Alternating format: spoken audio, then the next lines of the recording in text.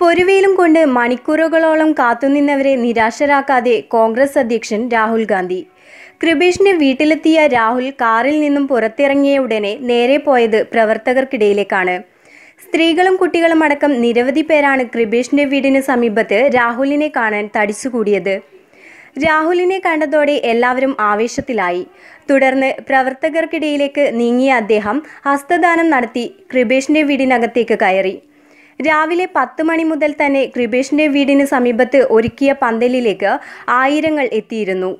കനത്ത വെയിൽ അവഗണിച്ചും എല്ലാവരും ക്ഷമയോടെ രാഹുലിനെ കാത്തുനിന്നു. കർശന സുരക്ഷയോടെയാണ് ഓരോരുത്തരെയും പന്തലിലേക്ക് കടത്തിവിട്ടത്. ന്യൂസ് ഡെസ്ക്, കാസർഗോഡ് വാർത്ത.